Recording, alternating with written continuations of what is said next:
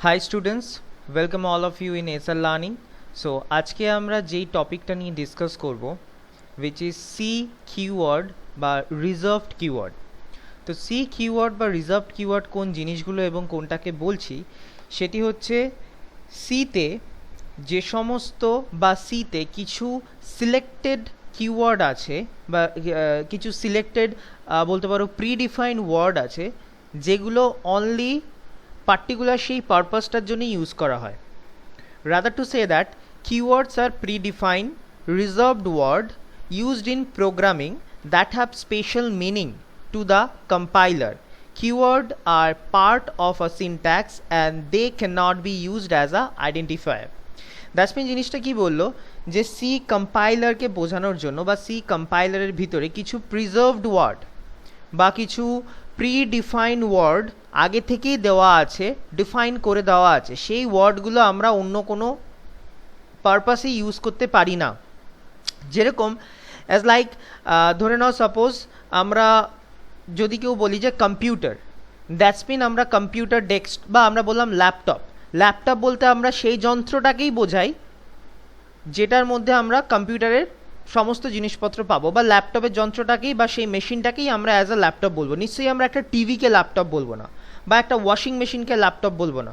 তো প্রত্যেক কটা যন্ত্রের বা প্রত্যেক কটা মেশিনের বা প্রত্যেক কটা জিনিসের যেরকম আলাদা আলাদা নাম দিয়ে তাদের আইডেন্টিফাই করা থাকে, ঠিক সেরকমই সিতেও আমাদের 32টা কিওয়ার্ড, দ্যাটস মিন 32টা কিওয়ার্ড আছে যেগুলো অনলি সেই পারপাসে ইউজ করা হয়, যেগুলোকে আমরা অন্য কোনো পারপাসে আর ইউজ করতে পারবো না, because which are already defined in C compiler. So দেখা যাক এই কিওয়ার্ডগুলোর কিছু বেসিক রুলস থাকে।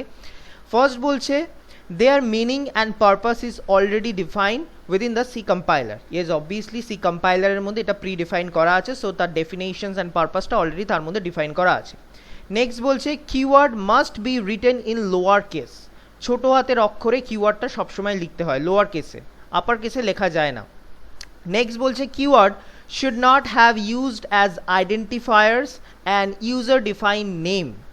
কিওয়ার্ড কখনো ইউজার ডিফাইন নেম বা আইডেন্টিফায়ার নেম দিয়ে হবে না, because this is pre define. যেভাবে যে অক্ষরে নামকরণগুলো করা আছে ঠিক সেইভাবেই আমাদেরকে ইউজ করতে হবে, সেই নামেই আমাদেরকে ইউজ করতে হবে, আমরা নিজেদের মতো নাম ওখানে দিতে পারবো না।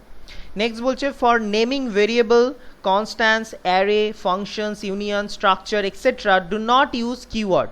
মানে এই সমস্ত পারপাসগুলোর ক্ষেত্রে যদি আমাকে নামকরণ করতে হয় বা যদি কোনো নাম দিতে হয়, তাহলে আমরা কিন্তু কিওয়ার্ডে যে নামগুলো আছে সেগুলোর থেকে তুলে এনে কিন্তু আমরা নাম দিতে পারবো না। কোনো ভেরিয়েবল নেম আমরা ইন্ট রাখতে পারি না, কোনো অ্যারের নেম আমরা স্টাকড রাখতে পারি না, because this is restricted which is already defined for some another purpose. ওকে, আচ্ছা, সো এখানে 32টা যে কিওয়ার্ডের কথা আমরা বললাম, 32 কিওয়ার্ড, সেই কিওয়ার্ডগুলো আমি এখানে লিস্ট ডাউন করে রেখেছি। এটাই হচ্ছে সি কিওয়ার্ড লাইব্রেরির মধ্যে থাকে, এইগুলো বাদে আর কোনো কিওয়ার্ড থাকে না। ওকে, এগুলো প্রত্যেক কটা keyword auto, break, case, char, continue, do, default, এরকম এই প্রত্যেক কটার ডিফারেন্ট মিনিং আছে, প্রত্যেক কটার ডিফারেন্ট কাজ আছে, এবং এগুলোকে বুঝতে হলে আমাদের প্রপার প্রোগ্রামিংয়ের মধ্যে অ্যাপ্লাই করে জিনিসটা বুঝতে হবে। এই ভিডিওটা যতটা কন্টিনিউ হবে তত আমরা এই জিনিসগুলো আরও ভালোই জিনিসগুলোর সাথে ফ্যামিলিয়ার হব।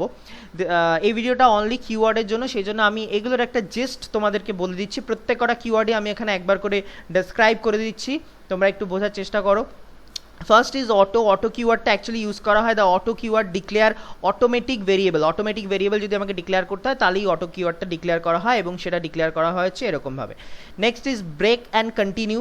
ব্রেক অ্যান্ড কন্টিনিউটা অ্যাকচুয়ালি জাম্প স্টেটমেন্টের মধ্যে পড়ে, মানে ধরো কোনো কন্ডিশনস বা কোনো লুপ বা কোনো ইফ এলস স্টেটমেন্টগুলোকে যদি আমাকে সাডেনলি ব্রেক করে দিতে হয় বা স্টপ করে দিয়ে বেরিয়ে আসতে হয় কোনো কন্ডিশন থেকে, তাহলেই ব্রেক অ্যান্ড কন্টিনিউ স্টেটমেন্টগুলো দরকার পড়ছে। The break statement terminates the innermost loop immediately when it's encountered. It's always used to terminate the switch statement. Okay, so for লুপের ক্ষেত্রেও ব্রেক স্টেটমেন্ট ইউজ করা হয়। এগুলো আমরা যখন প্রোগ্রামে পার্টিকুলারলি অ্যাপ্লাই করব তখন এগুলোর ফিল আরও ভালো মতো আমরা নিতে পারবো। Next is switch case and default, এই সবকটাই আমাদের the switch and case statement is used when a block of statement has to be executed among many blocks, যখন অনেকগুলো ব্লকস থাকে, কন্ডিশনস থাকে, সেই কন্ডিশনসের মধ্যে থেকে চুজ করার জন্য অনেকগুলো কন্ডিশনস আছে। মেবি অ্যাজ এক্সাম্পল ধরে নাও যে আমার একটা আইসক্রিম পার্লার আছে, এবার এই আইসক্রিম পার্লারের মধ্যে থেকে অনেক ফ্লেভারের আইসক্রিম থাকবে, আছে, দোকানে থাকে। এটার মানে এটা নয় যে কাস্টমার যাচ্ছে সে সব কটা ফ্লেভারের আইসক্রিম খাচ্ছে, সে মেনু কার্ড থেকে চুজ করে যে কোনো একটা ফ্লেভার চুজ করছে বা দুটো ফ্লেভার চুজ করছে, বাট দোকানে কিন্তু সব কটা ফ্লেভারই আছে। তো এরকম যখন কন্ডিশনস থাকবে, that is similar as like a switch case statement. তো এইগুলো এখান থেকে যাচ্ছে। ক্যার হচ্ছে আমরা ভেরিয়েবল ডিফাইন করার জন্য ক্যার স্টেটমেন্টটা ইউজ করে থাকি ক্যারেক্টারিস্টিক স্টেটমেন্টের জন্য। const স্টেটমেন্ট হচ্ছে an identifier can be declared constant by using a const keyword, যখন কোনো একটা ভেরিয়েবলসকে অ্যাজ আ কনস্ট্যান্ট আমাদের ডিক্লেয়ার করতে হয় তখন অ্যাজ আ const স্টেটমেন্ট দিয়ে আমরা ডিক্লেয়ার করি। double and float variable is also declaring some variables with their fractional value or pointing value জন্য। নেক্সট হচ্ছে if and else statement, if else statement is clearly a conditional statement এর জন্য, মানে ধরো এরকম এক্সাম্পলস আছে যে একটা এজের উপরে কেউ ভোট দিতে পারবে অথবা কেউ ভোট দিতে পারবে না, so that age is defined 18 years. If your age is 18 years then you can give vote, otherwise you can't. Okay, so এটা চেকিং কন্ডিশনে চলে আসে, তো কন্ডিশন স্টেটমেন্টের মধ্যে if else স্টেটমেন্টটা চলে যায়, তো এটা হচ্ছে if else স্টেটমেন্ট।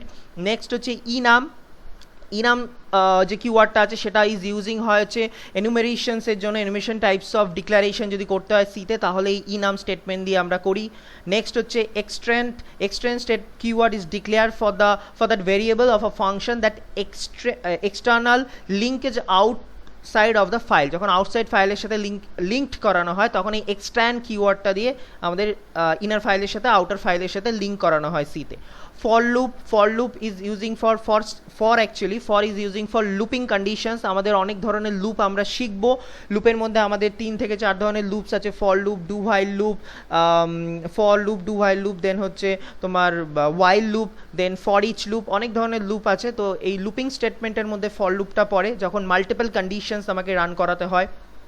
নেক্সট হচ্ছে go to is also a jump স্টেটমেন্টের মধ্যে পড়ে। গো টুর পরে যখন তুমি কোনো লাইন নাম্বার দিয়ে দাও then it's totally jump to that line, মানে কোনো কন্ডিশনের মধ্যে থেকে কোনো লাইনের মধ্যে, ধরো আমি 10 নম্বর লাইন থেকে 2 নম্বর লাইনে চলে যেতে চাই, so go to statement is directly shifted to over that line. Okay, so go to স্টেটমেন্টটা সের জন্য কাজ করছে।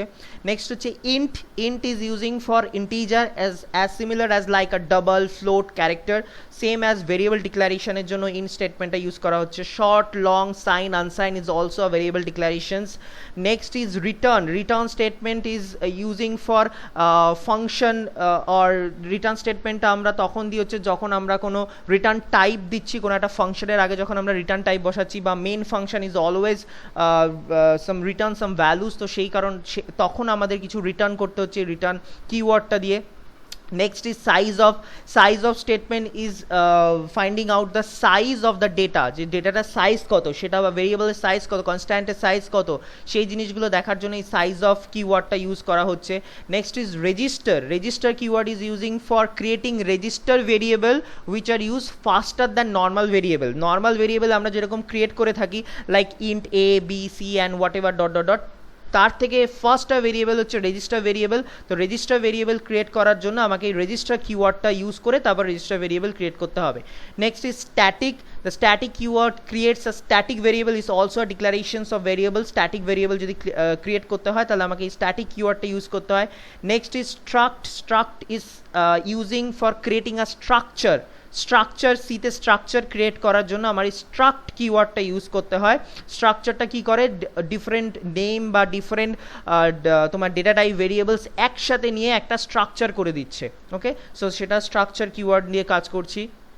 নেক্সট হচ্ছে টাইপ ডেফ কিওয়ার্ডটা কি কাজ করে, the typedef keyword is use to explicitly associated type with a identifier. Okay, একটা টাইপ বোঝাচ্ছে বা একটা আইডেন্টিফায়ারের সঙ্গে একটা টাইপের যে কমিউনিকেশনস করছে সেটা আমরা এই টাইপ ডেপথ কিওয়ার্ডটা দিয়ে ইউজ করতে পারছি। নেক্সট হচ্ছে ইউনিয়নটা কি বলছে, union is using for grouping different types of variable under a single name. Union and structure is অনেকটা সেম, ইউনিয়ন এবং এখানে ইউনিয়ন অ্যান্ড যে স্ট্রাকটা আমরা পড়লাম এই দুটো অনেকটা সেম, যে একটা ইউনিয়নের ভিতরে অনেকগুলো তোমার different types of variable names নিয়ে আমরা একটা ইউনিয়ন বানাচ্ছি as like a structure. Void keyword তো আমরা পড়েছিলাম, the void keyword meaning nothing or no value. Void দেওয়ার মানে হচ্ছে কোনো ভ্যালু রিটার্ন করবে না বা কিছুই না, নাথিং। ওকে, নেক্সট হচ্ছে volatile. Volatile হচ্ছে the volatile keyword is using for creating volatile object. The volatile object can be modified in an unspecified way by the hardware. Okay, so that আমরা বুঝলাম যে কোনো একটা ভেরিয়েবল যদি অ্যাজ আ ভোলাটাইল হিসাবে declare করতে হয় তাহলে আমাদের এই ভোলাটাইল কিওয়ার্ডটার ইউজ করতে হবে। Okay, as a const volatile number এরকমভাবে ইউজ করতে হবে। The number is a volatile object. Okay, so that's all. এইগুলোই আমাদের যে 32 কিওয়ার্ডসগুলো আছে সেই কিওয়ার্ডসগুলো আমি এখানে টোটালটা তোমাদেরকে এক্সপ্লেন করে দিলাম জিনিসগুলো। যদি এখন প্রবলেম হয়ে থাকে তাহলে টোটাল আমার এর যে সিরিজটা চলছে এই সিরিজটা তোমরা ফলো করতে থাকো, বিকজ এই কিওয়ার্ডগুলো প্রপারলি তোমরা বুঝতে পারবে যখন এই কিওয়ার্ডগুলো কোনো প্রোগ্রামে প্রপার রিজনে ইউজ হবে। ওকে, তো এখন জাস্ট আমি একটা বেসিক ডেফিনেশনস বলো অ্যান্ড এক্সাম্পলস বলো সেগুলো আমি দিয়ে রাখলাম। সো এই 32 কিওয়ার্ডসগুলো নিয়েই আমাদের সি এর লাইব্রেরি প্যাকেজের মধ্যে থাকে, অ্যান্ড কিওয়ার্ডসের ডেফিনেশন অ্যান্ড তার রুলসগুলো আমরা এই ভিডিওটাতে ডিসকাস করলাম। তো আশা করি তোমাদের ভালো লেগে থাকবে। তোমরা বুঝতে যদি না পেরে থাকো, যদি কোনো প্রবলেম হয় তাহলে প্লিজ কমেন্ট বক্সে কমেন্ট করো, আর আমার ভিডিওটাকে লাইক করো, সাবস্ক্রাইব করো, শেয়ার করো, অ্যান্ড যদি তোমাদের কোনো কোয়েরিজ বা তোমাদের কোনো প্রবলেমস থেকে থাকে তাহলে সেইগুলো সলভ করার জন্য always I am ready to be there. So thank you, and right now signing off from SR learning.